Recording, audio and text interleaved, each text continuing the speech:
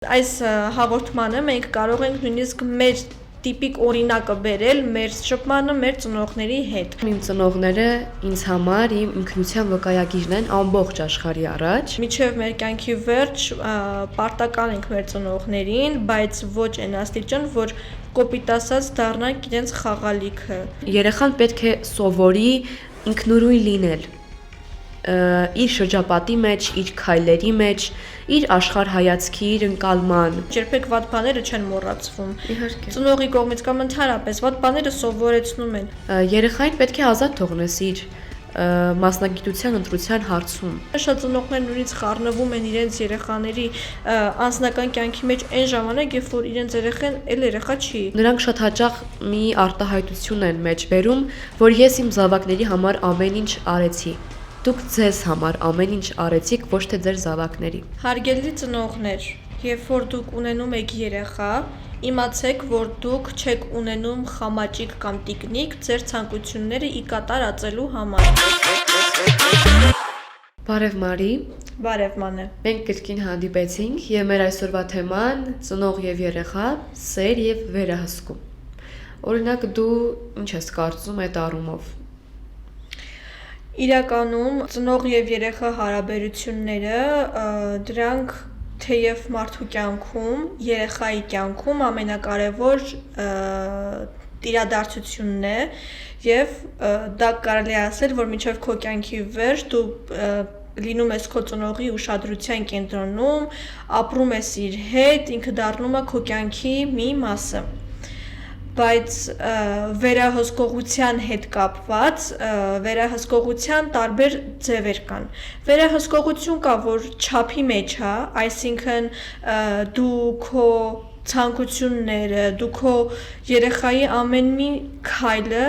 չես վերահսկում այն աստիճան, որ այդ վերահսկողությունը վերջում դառնա վեճ կամ նեղանալու ցանկացած ձևի պատճառ։ Իսկ վերահսկողություն կա, որ դու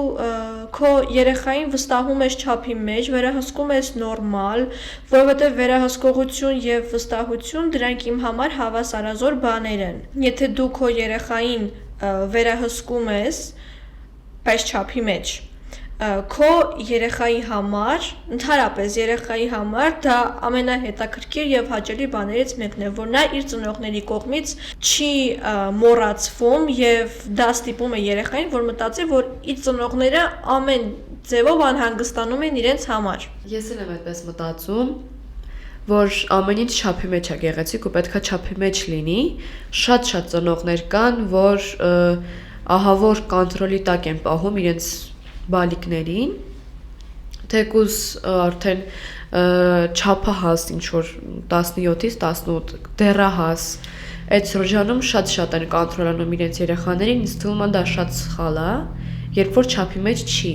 Ինձ թվում է դա սխալ է ու հետագայում հաստատ իր հետքը թողնելու է երեխայի կյանքում, երեխայի ձևավորման շրջանում իր հետքը թողնելու է ու երեխան էլ երբ մեծանա փորձելու է իր երեխաներին նույն ձև դաստիարակել, ինչը ըստիս ոչ մի դրական ու լավ կողմ չունի իմ կարծիքով։ Ու այդ ամեն ինչը հետագայում քո դաստիարակած երեխայի մեջ է անցնում ու տենց գնալով այդ ամեն ինչը շարունակվում է։ Ծնողները արդեն իրենց երեխայի գիտակցությանը հասցնում են երեխայի, որ պետքա այսպես վարվել երեխայի հետ։ Շատ ծնողներ կան, որ բռնություն են կատարում երեխայի հանդեպ։ Կա բռնության երկու տեսակ՝ ֆիզիկապես եւ հոգեպես։ Հոգեպեսը այն է, երբ ծնողները, այսպես ասած, մանիպուլյացիայի են ենթարկում երեխաներին, անընդհատ չես կարող, չի ստացվի կամ դու պիտի այսպես արես, որտեղ ես եմ այդպես ուզում։ Ինչ որ պետքեներ են այսպես շարում անընդհատ, իսկ ֆիզիկապես ինձ թվում է արդեն պարզ է, երբ ծեծում են երեխային, ապտակում են, ինչ որ շատ կոպիտ են վարվում երեխայի հետ։ Իրականում դու ճիշտ ես, երկու երևույթներն էլ դրանք շատ ցավոտ փաստեր են, որոնք որ աշխարհում շատ կան։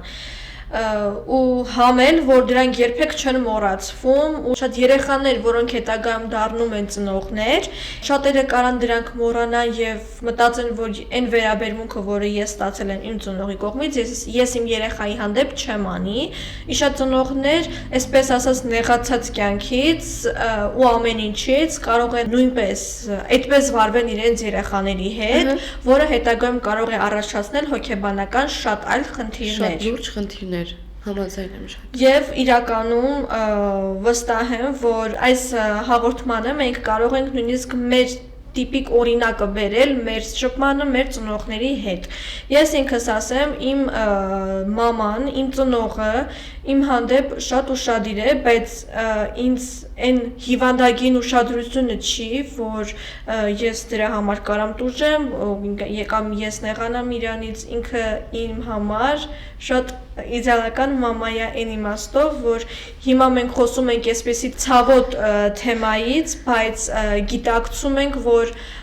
ինչ լավ է, որ իմ ծնողը այսպեսին չի եւ մենք մեր ծնողին եւ ուրիշ այլ ծնողի համեմատելով իրար, մենք հասկանում ենք մեր ծնողների տարբերությունը եւ հասկանում ենք, թե ինչ տարբերություն կա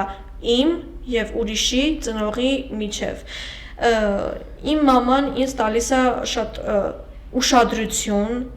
ինքը տեղեկ է լինում իմ ցանկացած քայլից, իմ ցանկացած որոշմանը, նույնիսկ օգնում է ինձ իմ ինչ-որ նպատակ իրականացնելու գործում, այլ ոչ թե դու չես կարա կամ ինչի տա պետք, եթե ես ինչ-որ մի բան ուզում եմ, ինքը միակ մարդն է, ով որ ինձ 100% աջակցում է, այլ ոչ թե դու սենց բան չպետք է անես, դու պիտի գնաս ենթադրենք այստեղ, որտեվ ես եմ այտենց ուզում, իմ ընտանիքում նման բան չկա։ Իմ ծնողը երբեք իմ հետ այտենց չի եղել ու այտենց չի լինի, որտեվ դա գալիս է հենց մարդու տեսակից։ Եվ իմ այս խոսքի բուն նպատակը այն էր, որ ես մեզ դիտող մարդկանց եւ հենց քեզ ասեմ, որ իմ եւ իմ ծնողի հարաբերությունները շատ առողջ են, նա ինձ որպես ընկերուհի է եւ նաև չի մոռանում իր ծնողական պարտականությունները, հետևողականությունը եւ ինքը ինձ չի բերել լույս աշխարհ մենակ նրա համար, որ կատարվեն իր կողմից չկատարված ցանկությունները, բայց այս անգամ լրիվ այլ մարմնում, այլ մարդու մեջ, այսինքն այս դեպքում իմ ընտանիքում ինձ ընկալում են որպես անհատ եւ այսպես ասեմ, իմ ծնողները ինձ համար իմ ինքնության վկայագիրն են ամբողջ աշխարհի առաջ եւ ինձ թվում է բոլորի համար է այդպես։ Ես շատ ուրախ եմ, որ դու այդպես հարաբերություններ ունես քո մայրիկի հետ, ինչը շատ գովելի է։ Ես եւ մամաս միշտ ասում են, դու իմ ընկերուհին ես, ման տենց ոնց որ դու ասեցիր։ Ես շատ եմ ուրախանում, որ այդպես հարաբերությունները մինչեւ հիմա կան ու պետք է շարունակվեն։ Իմ ծնողներն էլ հետևողական են, բայց առողջ մտածելակերպով, ոչ թե հենց այդ կոնտրոլ անել, տենց բան գոյություն չունի մեր ընտանիքում այդ հասկացողությունը։ Իմ ծնողները ինձ տալիս են նախ եւ առաջ շատ վստահում են, եւ ես փորձում եմ այդ չհիասթափեցնեմ նրանց եւ այդ վստահությունը ոնց որ չարաշահեմ։ Ինչի համար շատ շնորհակալ եմ նրանց։ Հայրիկս օրինակ միշտ ասում է, որ մարդուն պետք է ազատ թողնես ու հերվից նայես մարդուն ու դու արդեն կհասկանաս ինքը ինչ ծևի մարդ է ու ինչ է ուզում աշխարհից։ Ես այդպես եմ առաջնորդվում։ Իրականում դա ամենակարևոր բաներից մեկն է, ընդհանրապես բոլորի ընտանիքում իմ համար պիտի նման առողջ մտածելակերպը տիրի, բայց ցավոք շատերի համար դա նորմալ չի, շատերի համար դա է հենց ճիշտ ծնող լինելը ու ճիշտ վերաբերմունքը դեպի իրենց երեխան։ Բայց եթե շատ խորանանք, իրոք ծնողի դերը երեխայի կյանքում շատ մեծ է եւ քո երեխան որպես ծնող իր երեխայի հանդեպ ոնց կլինի, դա գալիս է արդեն հենց իր ծնողից։ Ենթադրենք ինչ որ մի մարդ դառնում է ծնող, բայց իր երեխային տալիս են վերաբերմունքը, որ նախկինում ստացել է իր ծնողի կողմից, լավ կամ վատ։ Երեխան ընդօրինակում է, երեխան սովորում է, ենթագիտակցորեն այդ ամեն ինչը ազդում է իր վրա, իր մարդկային տեսակին, եւ այդ ամեն ինչը կարող է շարունակվել հետագայում իր երեխաների վրա։ Այսինքն դու քո երեխայի հանդեպ պետք է շփվես շատ զգուշ, շատ ճիշտ, որովհետեւ այսպես ասած կարա ամեն ինչ պտտվի ու գա կպնի դեպի քեզ։ Համաձայն եմ, բայց տենց եմ մտածում, որ ինձ թվում է դրա հակառակն էլ կա, որ շատ ընտանիքներում, երբ որ ծնողները շատ վատ են վերաբերվում իրենց երեխային, երեխան բնազդաբար, եթե մտածում է, որ ես մեծանամ, այսպես ծնող չեմ լինելու հաստատ։ Ես իմ երեխային շատ սեր ու ջերմություն եմ տալու, եւ մեծանում է ու այդ սեր ու ջերմությունը տալիս է երեխային, բայց ինքը դա չի ստացել։ Ու գիտի, որ ծնողի կողմից անուշադրության մատնվելը ինչ ցավալի է եւ փորձում է իր երեխային զերծ պահել այդպես իրավիճակներից։ Դե հա, հիմնականում հենց դա է խնդիրը, որ երբ որ դու քո ծնողի կողմից լինում ես ոչ ուշադրության կենտրոնում,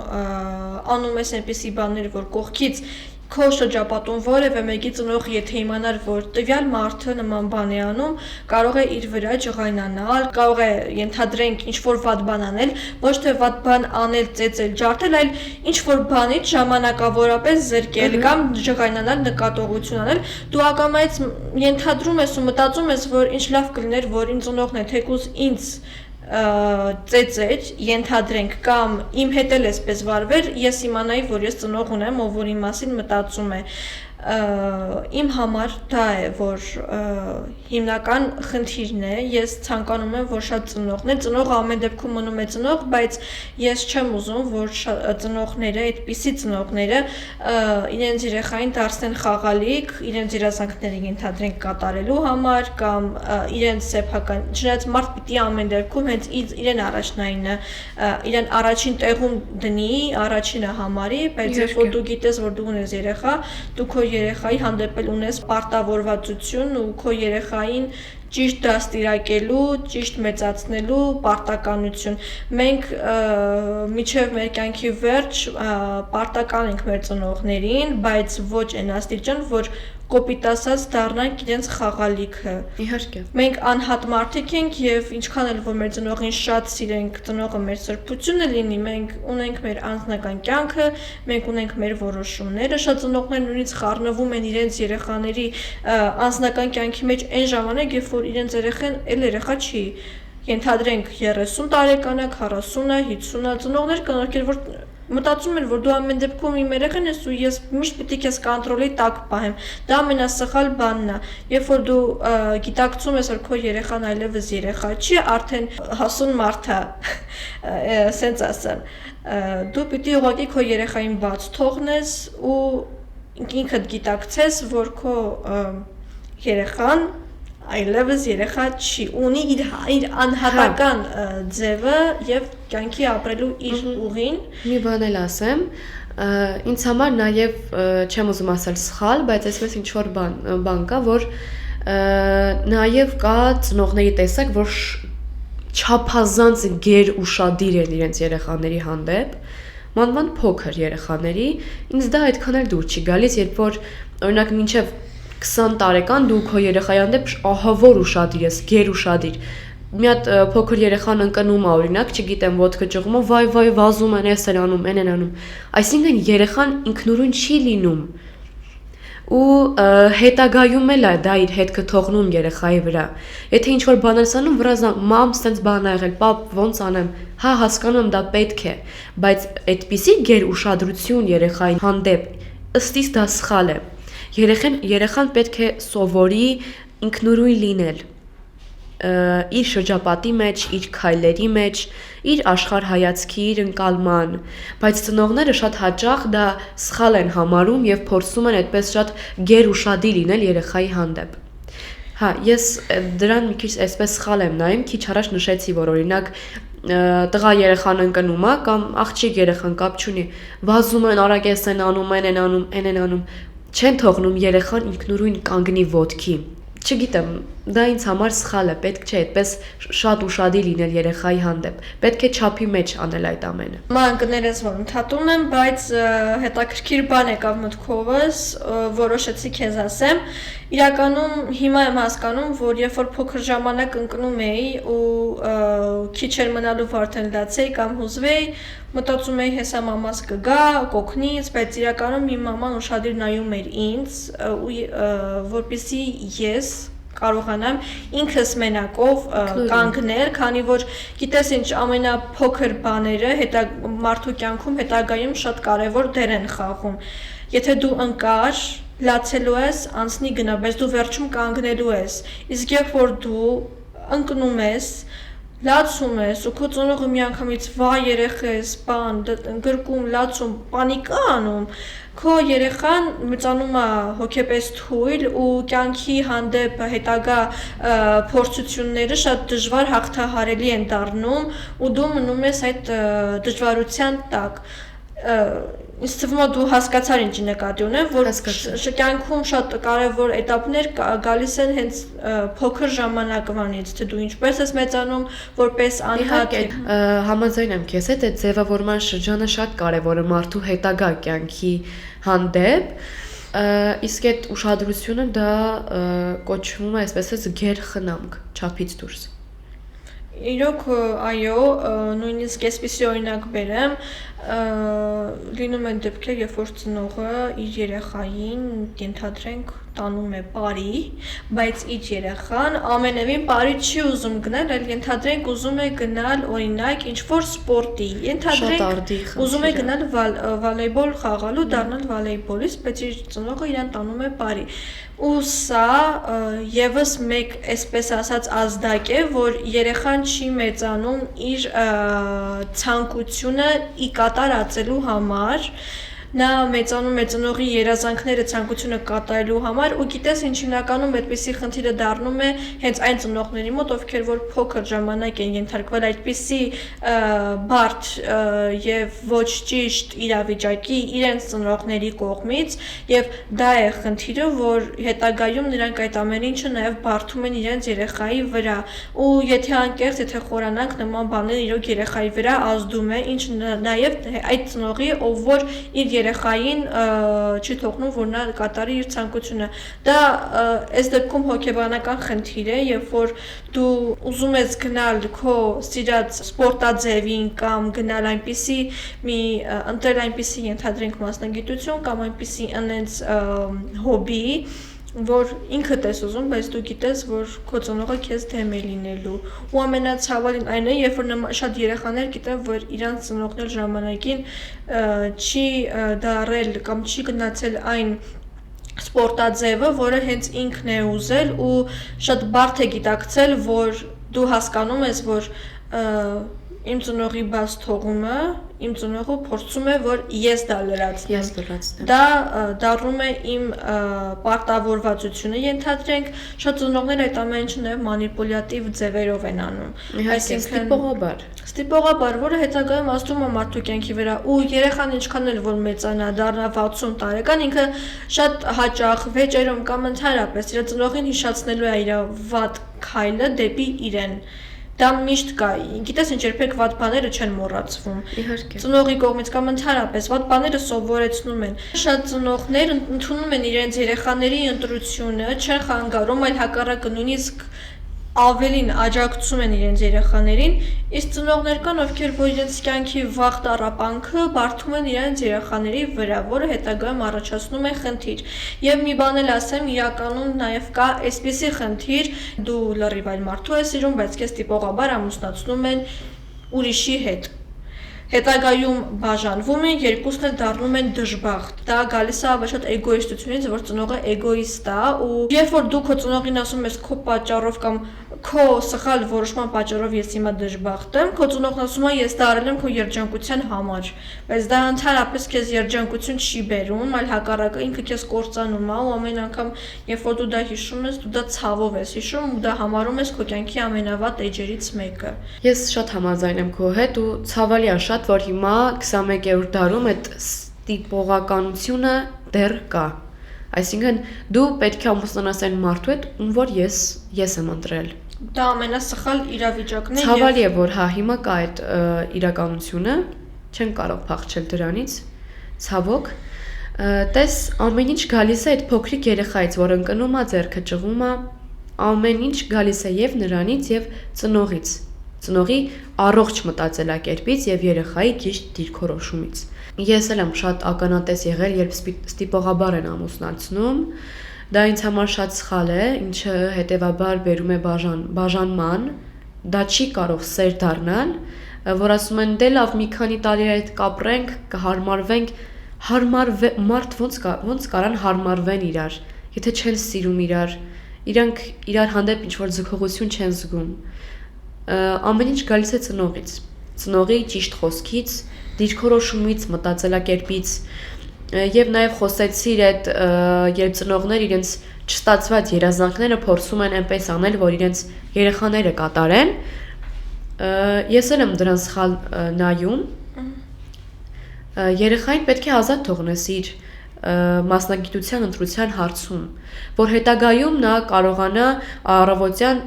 սիրով արթնանալ, ոչ թե ստիպված արթնանա, ստիպված շորերը հագնի, պայուսակը վերցնի ու ստիպված գնա աշխատանքի։ Նայ օրժվան եթե երեխան չի ուզում ինչ-որ տեղեր գնալ, բայց ծնողն է ուզում ու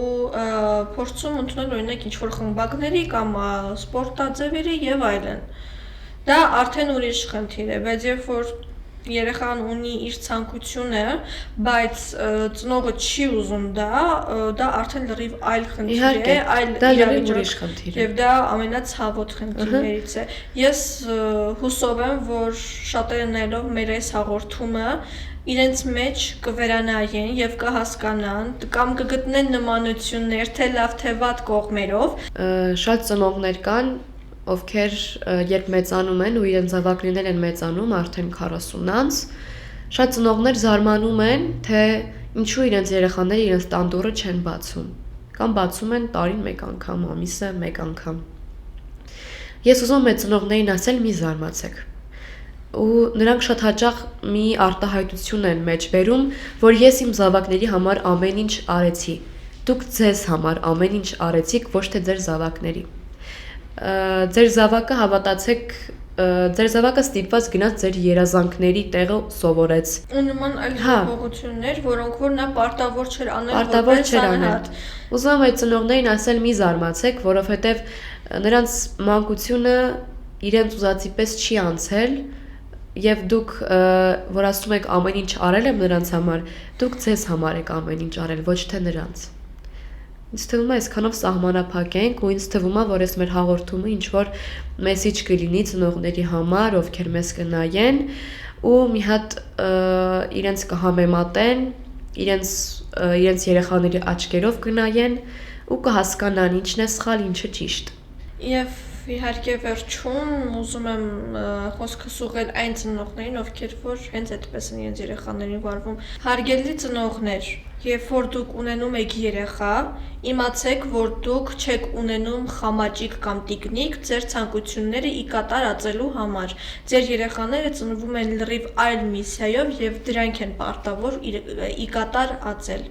Ձեր երեխաների վրա սահմանափակումներ մի դրեք, ձեր երեխաների վրա ձեր ցանկությունները մի բարդեք, մի դրեք եւ մանիպուլյատիվ ձևերով ձեր երեխային մի դրդեք, որպեսզի ձեր ցանկությունը կատարի։ Միգուցե ձեր ուզած ցանկությունը վաղը մյուս օր ձեր երեխային դժբախտացնի, թե ոչ։ Դե ինչ այսքանը կհանդիպենք մյուս անգամ, մյուս շաբաթ ավելի հետաքրքիր եւ ավելի խելացի հաղորդման շրջանակներում։ Հաջողություն։